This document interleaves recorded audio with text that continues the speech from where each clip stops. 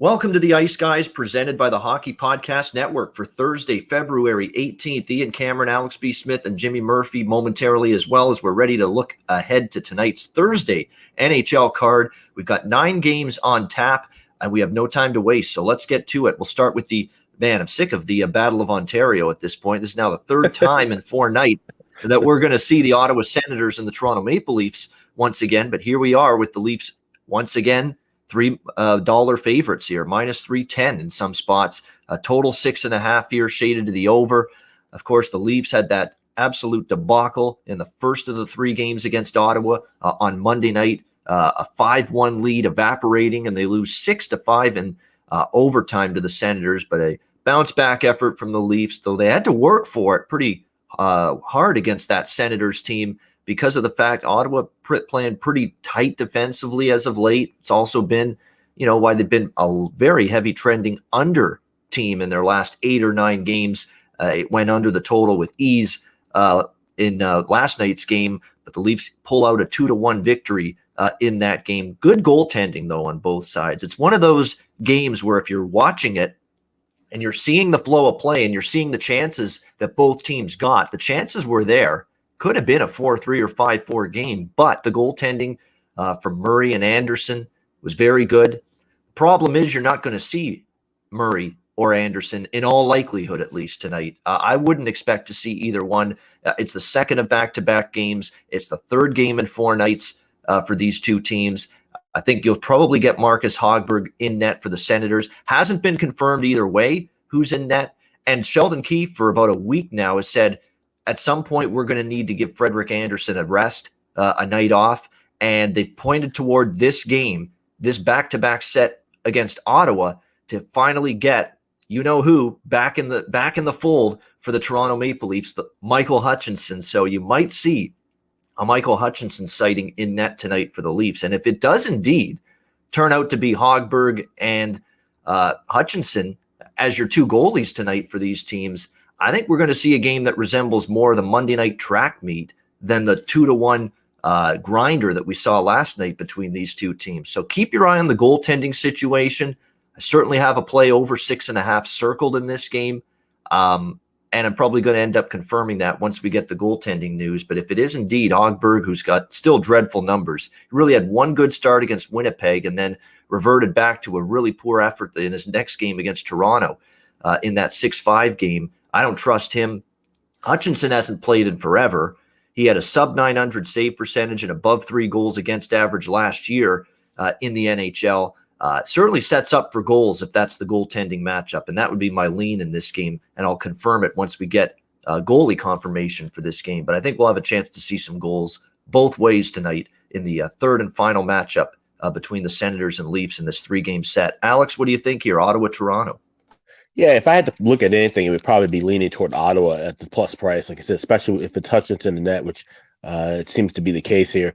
Like I said, even though Hogberg hasn't been that great of a goalie, but I feel like he's in a little bit more better rhythm than, like I said, Hutchinson, who we haven't seen play since in the bubble when he was with Colorado, filling in as a third stringer late in that series against Dallas. So other than that, like I said, even the over 6.5, it's a bit scary because you look at last night where I thought, Toronto would come out, furious and have a rally. And I almost played the first period puck line with the Leafs. I'm glad I didn't. It ended up being scoreless after 20 minutes of play and then only a 2-1 final. So, that's the thing. When you have a team that's clearly, a better squad in Toronto, they can kind of dictate the pace whenever they want. And like I said, sometimes it may not even matter who's in net.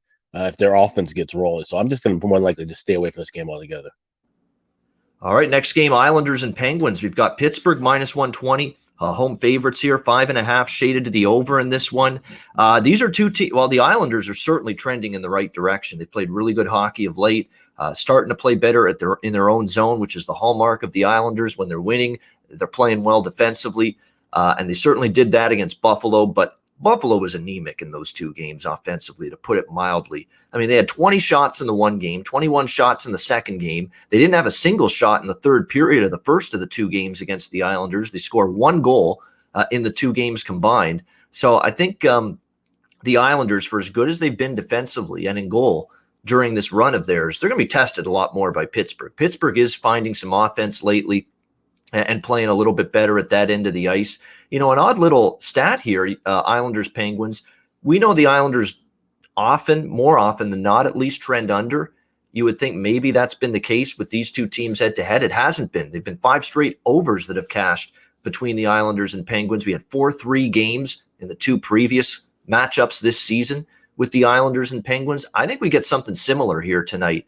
I know it's tough sometimes to bet the Islanders over the total, but I think Pittsburgh is definitely going to pose more threats and challenges for this Islander team at the defensive end of the ice than Buffalo. And it's worth noting, Rust, Crosby, and Gensel, the top line for the Penguins, they've really been getting it going of late for this Pittsburgh team. Got shut down a little bit by Washington, but it was a game where Laviolette was kind of reading the Capitals, the riot act, for some poor defensive play of late, and they finally bear down in that game defensively. I could see the Islanders kind of relaxing a little bit here, not defensively, and believe it or not, the Islanders, when they've the best time to bet the Islanders under the total, it's often when they have a bad defensive game, because Barry Trotz is going to come right back and say to his team, hey, guess what? We don't win hockey games that way here. We got to be structured. We got to be responsible. Now that they're off 2 easy games where it was so easy for them to defend that Buffalo team that just could barely generate a thrust of offense, let alone score any goals,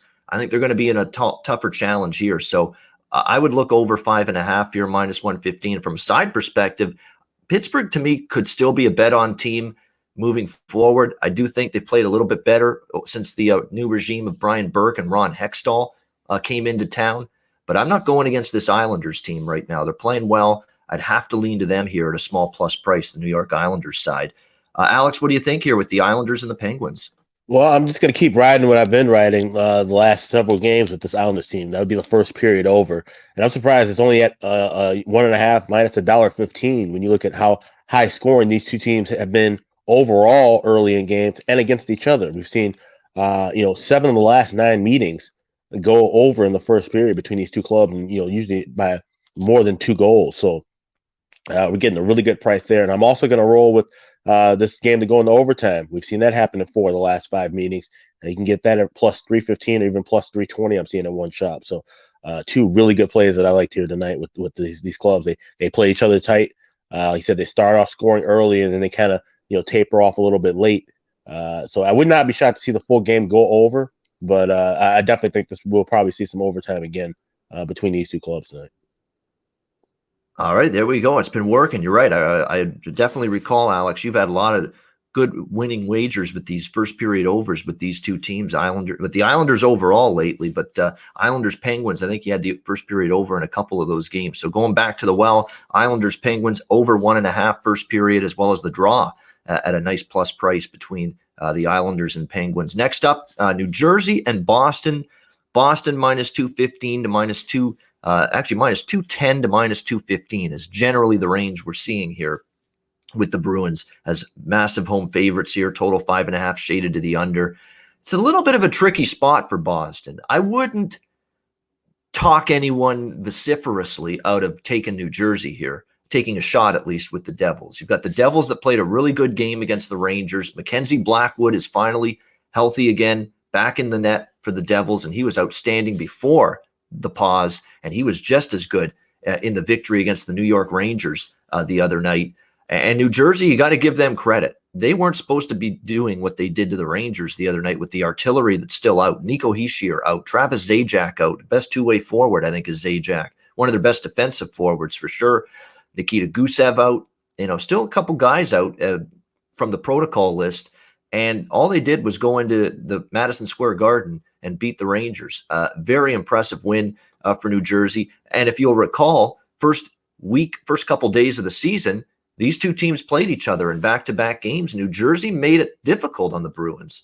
Now, no Pasternak in those games because he hadn't come back yet in that first week of the season. So you have to remember that. But nevertheless, New Jersey had a very game effort from them in those 2 games against the Bruins. On the one side, I'm concerned about the spot for the Bruins because they're on their way to Lake Tahoe, Nevada, following this game for the big Sunday afternoon outdoor game against the Philadelphia Flyers on NBC on the weekend. So is this a look ahead? I don't know. I don't know if it will be, because the one thing I'm very reluctant to do, even though I do think this price is a tantalizing one on New Jersey to take a chance with it, the one thing that holds me back is we have the Bruins off a loss to the Islanders in their last game that broke that winning streak. And the one thing I don't generally like doing is betting the really good teams, betting against the really good teams off a loss, a la Tampa Bay, a la Boston. And with them off that loss to the Islanders over the weekend, I'd expect the Bruins to not look past the Devils. So I've got conflicts and arguments going both ways. Pass for me in this game. Alex, what did you do with New Jersey versus Boston? I like this under 5.5 here. You can get it around minus $1.10, $1.15. I think, like you said, you're going to see a more focused Boston team coming off of a loss, which means they're going to play tight defensively. That's been their mantra all year. And like I said, with New Jersey, I think it's a bit of an aberration with them. The way that they beat the New York Rangers, the Rangers are just in a tailspin right now, and that's more of a downward look toward the Rangers than it is an upward look toward the Devils. So I can see that, we saw these two teams that play close games. The last three meetings between these two teams have also gone into overtime. So it's a lean with the draw. I'm not official on that, but I'm official on the under 5.5. All right, Devils, Bruins under 5.5 minus 115 for Alex B. Smith with this game, the Devils and the Bruins. To me, it's conflicting arguments going both ways. New Jersey will have to see, and you're right, the Rangers ain't the Bruins. So New Jersey's going to find that out tonight. It's going to be a much taller order for them with a surging Bruins team, Bruins team that was just ripping off win after win, playing excellent hockey, balanced hockey at both ends of the ice.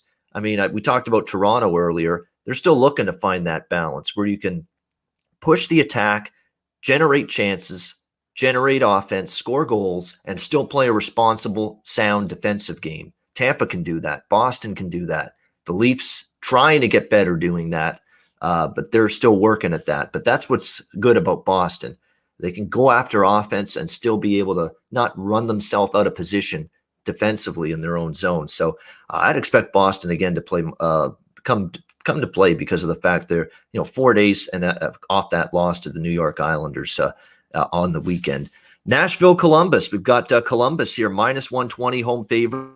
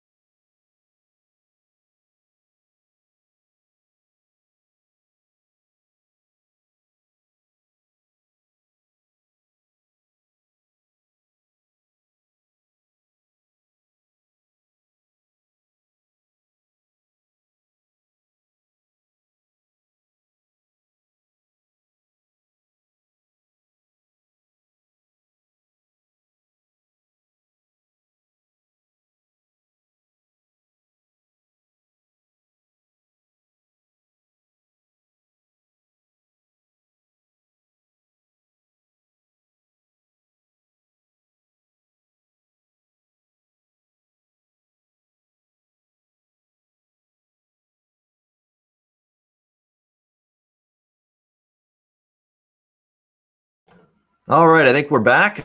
I'm back anyway. I see in the chat Alex got knocked off. I got knocked off. It's like these little 2-minute warnings are happening occasionally. But nevertheless, we're back. We're going to pick the show right up where we left off. Nashville, Columbus. Nobody's ripped Nashville more than I have, and rightfully so. This team, you really can't look at Nashville and say there's one area or one aspect of their game that's working for them right now. Their offense is dormant. They're 25th in the league in terms of goals per game allowed. Their power play is 24th in the league. Their penalty kill is 30th in the league. There's only one team that has a worse penalty kill this season than the Nashville Predators, and that is a problem. The coach is an awful coach, in my opinion, John Hines. I've said that a million times. It's okay to fire Peter Laviolette. I get it. Things were going awry for Nashville. Maybe, he was being tuned out. Maybe things just weren't going well. They needed a new voice. But John Hines shouldn't have been that new voice. What did he do in New Jersey to warrant a second opportunity? He was given PK Subban, Taylor Hall, all these great New Jersey players, and he drove that team into the ditch, and he drove himself out of town and got canned. And yet he's the replacement for Peter Laviolette. Now, David Poyle's a smart guy. He's done a lot of good things here in Nashville. He's been a GM that's helped make hockey work in a place where I didn't think it would work, Nashville. But what he did there with the hiring of John Hines is a head scratcher. You can't come up with a better candidate than that. I mean, you must be kidding me. I mean, you got to be joking that you can't come up with something better than John Hines right now as a head coach. And he's just every bit the disaster, in my opinion, in Nashville. There's no adjustments. There's no ingenuity. There's not changing our style, doing something different to try to spark the team, get a different flow going. Nothing. It's the same old crap that they roll out on the ice every night. Just a bad hockey team. And then they're not getting saves consistently from Pekka Rinne or UC Saros either. And the defense outside of Roman Josi, they can keep them. I don't want any of them. Not a good hockey team. They're 2-6. Think about this. Nashville's 2-6 in their last 8 games. Do you know what the 2 wins were in those last 8 gagames? Detroit, lowly Detroit by a goal, by the skin of their teeth. They won that game 3-2. And the other win was that 2-goal deficit that they had against Florida in the final 2 minutes, that miracle comeback, and they won 6-5 in a game they didn't deserve to win. That's it. Those are the 2 wins for Nashville in their last 8 games. Not good enough. And I think they get Columbus at the wrong time tonight. Columbus is off 2 straight losses. They had the 3-1 lead against Carolina, and then Kakalaki exploded for 6 straight and a 7-3 victory. Cam Atkinson, Seth Jones, John Tortorella, the head coach, everybody's saying, got to get better defensively. It's exactly why I'm not riding the Columbus over again tonight. It was a best bet winner for me, the Carolina Columbus over the other night, but I think I'm just going to stick to the side here. It's a cheap price with, to me, the better team. I think Columbus really steps up their game, bounce back showing against a very beatable, down-and-out Nashville team. Nashville, I believe, 1-7 their last 8 road games as well. So they've just been absolutely dismal. Bounce back, get well spot here for Columbus at a reasonable price. I like the Blue Jackets here, -120. Alex, what's your thoughts here? Nashville, Columbus. Yeah, I'm right there with you. Like I said in the chat, the special teams edge is a huge advantage to Columbus. They got their power play rolling right now. We're going against one of the worst penalty kills in the league in Nashville. They said everything's just going wrong for the Predators right now. And the way that Columbus, like I said, blew that 3-1 lead, they're going to be fired up right out of the gate. So I definitely like Blue Jackets here money line. And I wouldn't even talk anyone out. I see in the chat somebody mentioned on the puck line. I wouldn't be shocked to see that cash in too. Yeah, I mean, for value purposes, yeah, I wouldn't talk anyone out of puck line. I mean, I think they could get this one by 2 or more. I do get concerned with Columbus's, propensity to win so many 1-goal games, which has been the habit for them. But if you want to take that plunge, I wouldn't say no. And you're certainly going to get a nice price here with the Jackets on the puck line in this game. In fact, let me just double check here. You'll end up getting a very, very good. Yeah, there you go. Thanks, Alex. Yeah, +200. Really good price there on Columbus. But yeah, I think this could be the night where finally, and Nashville, look, as bad as Columbus has definitely regressed and declined defensively since they got Laine and Roslovic from Winnipeg. Not surprising because Laine's a bit of a defensive liability at times, but I think tonight there's a focus to tighten it up. And it's not like Nashville's the kind of team that can take advantage of a team struggling a bit defensively. They've been obviously having trouble finding the back of the net. So Alex and I both like in Columbus there. New York Rangers, Philadelphia Flyers. Philly minus 115, home favorites, 5.5 shaded to the over. I am on the Rangers very small here. This is smaller than a lot of my other plays tonight, minus 105. And I know they've burned, certainly me, a bunch of times this year, this Rangers team. But you look at Philadelphia, they're an absolute depleted mess right now, playing their first game in a very long time off their COVID hiatus. And look at the guys that are out. Konechny, Jake Voracek, Travis Konechny, Jake Voracek, Scott Lawton, who had a hat trick against Washington right before the pause, Oscar Lindblom, Claude Giroux. I mean, you're talking about probably 4 of your top 5 or 6 scorers. You know, the only ones that are left are Couturier and JVR, James Van Riemsdyk. Those 2 guys are going to play tonight. It's a lot of artillery missing in action tonight for the Philadelphia Flyers. And they've got the Lake Tahoe game against the Bruins coming up on Sunday. It's not a great spot here for the Philadelphia Flyers. And look, the Rangers are a team that is just underachieved. They haven't won close games. They've just disappointed.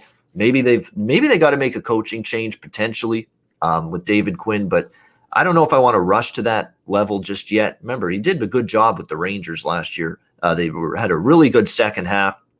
Some of that definitely you have to give Quinn the credit for. I think it's too soon to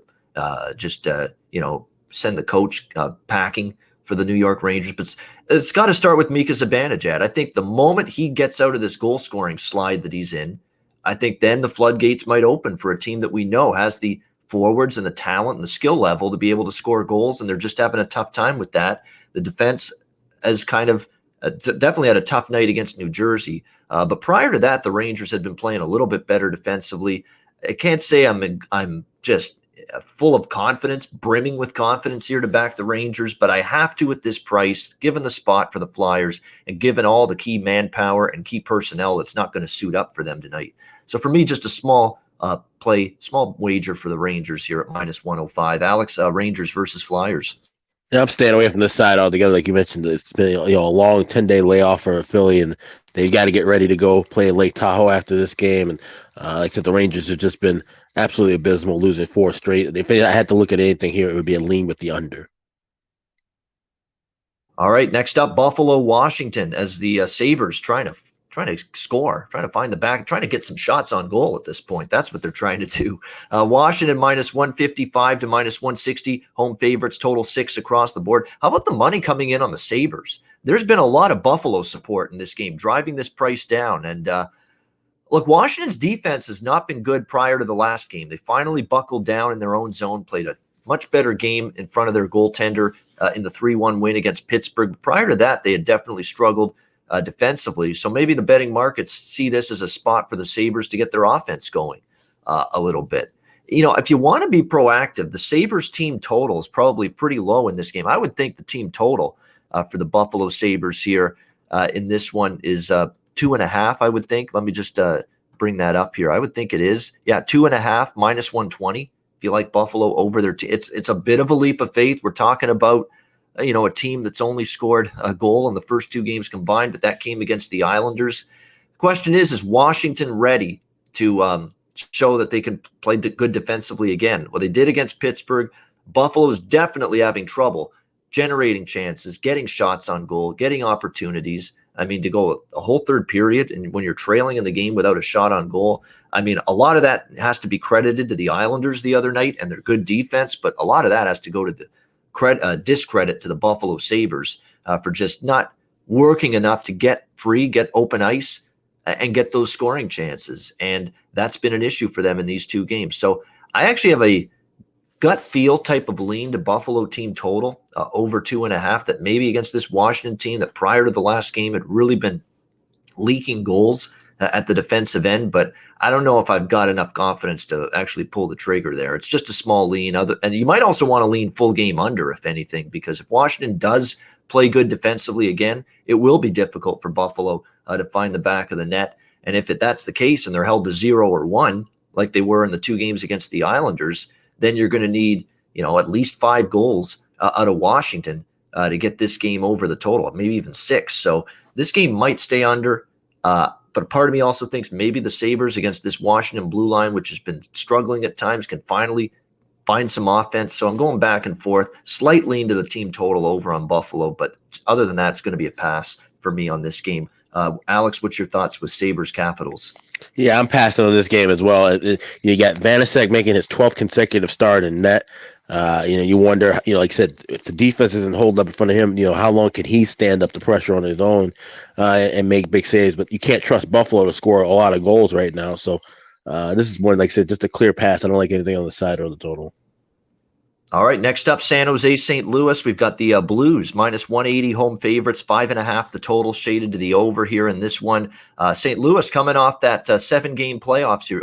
7-game regular season series against the Arizona Coyotes, and they lost 4-3. 4-3 Arizona went just eking out that 7-game series over St. Louis, including a 1-0 shutout over the Blues. There's a lot of things I like in this game, and they all point to St. Louis. In my opinion, I like teams after a shutout loss, solid teams like the Blues. And again, you compare Arizona defensively to this San Jose group. I mean, it's night and day. There's no comparison. San Jose's been leaking goals. Their penalty kill has struggled. Martin Jones isn't a trustworthy goaltender. I would look a bunch of different ways here. The Blues team total over is in play, in my opinion. St. Louis in regulation here at about minus 120. That is something I like in this game. I think they bounce back here at home against the Sharks, who, again, they beat Anaheim the other night 3-2. It was the first good defensive game the Sharks have played in a long time. But look who they played against. Anaheim, who are 30th, 31st in the league, right there with Detroit, one of the worst, and Nashville for that matter, one of the worst offensive teams in the NHL. So it was a step down in class for this San Jose defense. Now they're going up against a Blues team that can find some offense. They are going to be a little bit shorthanded tonight, the Blues. That is the one concern. Sammy Blais still out. Jaden Schwartz still out. Robert Thomas still out. Bozak, Tarasenko, Steen out. And it looks like Colton Parayko on the blue line not going to play as well for the Blues. But there is help on the way. It looks like Torrey Krug is going to be back after missing the last game or two for the Blues, and obviously, arguably, their best defenseman, certainly one of their best defensemen, back in the lineup for the Blues, and he helps the offense. When you think Torrey Krug coming back into the lineup, you think he helps the offense. He's good in his own zone, but he helps the offense. He's a good puck mover, power play quarterback, all of that stuff. So I think that'll help the Blues score some goals against a very suspect San Jose team. So I haven't bet the team total, but I lean that way. But I am on St. Louis in regulation, minus 120, and I am on San Jose, St. Louis over 5.5, minus 115. One thing to point out, St. Louis, every game this season where they've gone under in the previous game, the next game has gone over the total. You look at St. Louis, it's been very, very odd, but when the Blues play an under in their previous game, the next game goes over the total. It's been that way every game this season for the Blues, following an under. Of course, they played a 1-0 game, easy under the other night Monday against Arizona. And every game they've had an under the last game, they've gone over the next game. I think that pattern continues and holds up tonight. Also, another reason why I like the over here with the Sharks and the Blues. Alex, what do you think? San Jose, St. Louis. Yeah, I like this first period over. You can get it 1.5 minus $1.20 or $1.25. I think the Blues are just gonna be happy to be playing somebody not named the Arizona Coyotes for a change. That's gonna really kind of give them just give them a fresh look at things. And that's something we always talk about during the playoffs when the team a series goes 6 or 7 games. We always talk about that team that advances. Obviously it's great for them to advance and they have the energy of that, moving forward. But just seeing a different team, a different look, and especially now they're playing a Sharks team that's not as good defensively as you mentioned, but they can score goals as well. So I think we see the first period over cash in and just a slight lean to the Blues in regulation. I wouldn't be shocked if this one actually, is played pretty close early, but I think we really see the first period over cash. So give me that minus $1.25. All right, like an over 1.5 minus 125 in the first period with the Sharks and the Blues. Alex B. So we call Jimmy puck line on the show for a lot. We got to call Alex first period over at this rate. He's on a bunch of them lately. But the problem is it doesn't roll off the tongue very easily. It doesn't sound good. So we got to park the bus with that nickname. Can't give you that kind of moniker. It's not fair to you. Nevertheless, we move on here. It is LA and Arizona. Arizona minus 155. Home favorites here, 5.5 the total, shaded to the under. Arizona, of course, we just talked about it with St. Louis, coming off the 7 games against Arizona, and now Arizona as well, coming off the 7 games against the Blues, where they took 4 of the 7, 4-3. They went head-to-head against St. Louis. This spot at this price does concern me a bit for Arizona. I like this team a lot, but this is a dubious, tricky situation. You know, you played a lot of intense, physical, hard-fought hockey for 7 straight against St. Louis. And why I don't think this spot's as bad for St. Louis, because you'll say, why are you worried about Arizona, Ian, but you're not worried about St. Louis? Well, St. Louis is off the loss. So I think St. Louis has got a little more onus and focus and mindset to, play a good game tonight. Whereas if you're Arizona, you just beat them 4 out of 7, and you're off that 1-0 win in the final of the 7 games against St. Louis on Monday. And I just worry this could be lay an egg clunker flat spot time, potentially, for Arizona. Against an LA team that's actually perked up. They've won 2 in a row.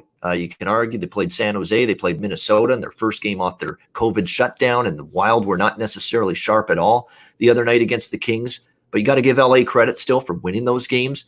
They've played Arizona pretty tough in recent meetings. In fact, they've won 2 of the last 3 trips they've made to the desert here at Gila River Arena. They've won 2 of the last 3 times they visited Arizona. If you're going to take a chance with an underdog tonight on this Thursday card, I think you could do worse than taking a chance with LA here at about plus 140. And I think I might just do that here. Small flyer on LA here in this game. Alex, what's your thoughts here? Kings versus Coyotes. Yeah, nothing official here, but I'm looking at this under potentially. I can see where this could definitely be a game at lower scoring. And if you look at the trends here, 4 straight unders in the last 4 meetings, 6 of the last 7 meetings between these two have gone under the total. So, like I said, I can see this with probably be a 2-1, 3-2 kind of game. It's just a lean. There's other spots I like more on the card, but I would not be shocked to see a lower scoring affair with LA and Arizona tonight.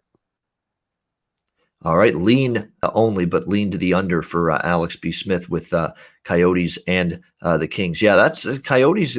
They gutted it out. I mean, and you got to give them credit for it. There's a lot of back and forth opinion from hockey bettors, hockey handicappers I've talked to early in the season. Their opinion on this Arizona team. Some thinking they could really be good, not only a playoff team, but make noise. And then some people thinking they could be near the bottom, believe it or not. So there's been a lot of varying opinion on the Arizona Coyotes this season from people I've talked to. But that was definitely a nice showing for them in those 7 games straight against the St. Louis Blues to play as well as they did. Impressive stuff by Arizona. And we wrap it up. Final game on this Thursday NHL card, Minnesota taking on Anaheim. We've got the Wild minus 120 to minus 125 road favorites, total 5.5, shaded to the under. Of course, I mentioned prior to that 4-0 shutout loss to LA for Minnesota in their first game back from their COVID-19 pause, that they had a lot of key guys out. He's still, because of the COVID-19 protocol, on the COVID-19 protocol list, Victor Rask and Jonas Brodin, Carson Soucy, Cam Talbot, among others. It looks like a couple of those guys are going to come, a couple more are going to come off the COVID-19 list potentially tonight, but still a team that's battling some a shorthanded roster just a little bit. Nevertheless, I do think it's a good situation here for Minnesota. I certainly think they're better than Anaheim. As long as the price stays, below that's -1, it opened -130. There's been some Anaheim support here. I think Minnesota's the way I would go here now at -120. I think they'll be a lot better. First game under their belt after the long pause certainly can only help them. Can't hurt them. It can only help them now finally having that game under their belt. I think they'll be sharper, crisper. Passes weren't connecting. It's very, very difficult for them to sustain offensive pressure consistently the other night against LA. I think they'll be better in that regard here. And obviously, if they get a couple more of these guys that have been out back, that'll help them a little bit. But Anaheim, to me, difficult to trust them. It's not a good sign when you're losing to San Jose like they were the other night, when you can only score 2 goals against the Shark defense. And this is a San Jose team that going into the other night when they played Anaheim, I had the Sharks lower on my NHL power ratings than the Ducks. And the Sharks were able to beat this Anaheim team. And unfortunately for Anaheim, unless John Gibson stands on his head and unless Max Comtois scores a bunch of goals for them, they're not winning games otherwise this season, and we've seen the results for this Anaheim team. So definitely the fact that you're going to get, Jared Spurgeon back on the blue line is huge. That's the big one for the Minnesota Wild. It will be nice to have him back on the blue line. It looks like Rask, Brodin, Soucy, Talbot are the guys still out. I think everybody else, forwards, defense, accounted for and will be in the lineup tonight for the Minnesota Wild for Dean Evason's team. I like Minnesota here, minus 120. I'll go ahead with that. I think the LA game, that was their shake off the rust game. They're better than Anaheim. The price is reasonable. Alex, what do you think here? Wild Ducks. This is a game I'll definitely be watching it for sure, but I'm going to be looking for stuff in game more so. Like I said, a lot of pieces that need to kind of gel back for Minnesota. Like I said, they're missing a ton of guys on defense. That was the reason why they lost 4-0 the other night against LA. But at the same time, obviously, like I said, we can't trust Anaheim's offense, even if there's a bunch of guys missing defensively for their opposition. So I feel like we might be even, I'm leaning toward Minnesota, but I feel like we might be even get a better spot, a better price in game, especially if, let's say, Anaheim scores early, takes a 1-0 lead. I'll definitely be looking at Minnesota next goal and then Minnesota money line as well in that spot. Yeah, the next goal props and these live props, follow on Twitter, Alex, AX Smith Sports. He's been doing well with them, and he's been having a good read on those. So make sure you check those out. So I will be on Minnesota here. I won't be on the total, but I do lean to the under here, 5.5. Does set up like it could be a lower scoring game. We saw an under with Minnesota in their first game back. Anaheim stayed under, even with San Jose involved, which to me is a bit more of an over team. So I do think we get an under here, probably, with the Minnesota Wild and the Anaheim Ducks. All right, that is the Thursday NHL card. We've gotten through all 9 games. We'll get to best bets in just a second. But before we do, we've got to remind all of our viewers and listeners to the Ice Guys here on the Hockey Podcast Network to sign up for the draft. Download the DraftKings Sportsbook app. Sign up for an account there. Use the promo code THPN when you sign up and be able to get all kinds of exclusive deals with your sportsbook account with the DraftKings Sportsbook app. Again, download the DraftKings Sportsbook app, sign up for an account, and use the promo code THPN for insider exclusive deals. All right, best bet time for this Thursday on NHL card. Alex, you cashed a best bet yesterday with that over in the Florida-Carolina game. I was on the Florida side, plus 125 as my best bet yesterday. So that game really worked out well for both of us. What do you got for an encore, Alex? Best bet for Thursday? Well, I'm going to ride the hottest trend in hockey right now. That's the Islanders' first period over. You can get it 1.5 minus $1.15 against the Penguins tonight. I expect both these teams to go back and forth early, and then things will settle down late, and hopefully we'll be able to cash that overtime prop as well. But my best bet is first period over with Isles and Penguins. All right, Islanders, Penguins, over 1.5 first period. Alex B. Smith's best bet for this Thursday NHL card. Mine's Columbus, minus 120 against Nashville. Fade Nashville train rolls on, in my opinion, tonight. Columbus coming off 2 straight losses, including one where the game just got completely away from them defensively. I really think they show up defensively, shut down a very anemic Nashville offense right now, and do enough to get the victory here tonight on home ice. Columbus, minus 120 against Nashville. That's my best bet for this Thursday NHL card. And that will wrap up this edition of the Ice Guys for Thursday, February 18th. Thanks to everyone for watching and listening daily. A reminder, if you can't watch live on YouTube daily, you can download and listen to the podcast, the Ice Guys podcast version, on all major podcast platforms. So be sure to listen to the show every single day as well in podcast form. Thanks for watching. Thanks for listening. For Alex B. Smith, I'm Ian Cameron. Have a great Thursday night. Enjoy the games and good luck. And we'll talk to you again tomorrow on Friday for another edition of the Ice Guys presented by the Hockey Podcast Network.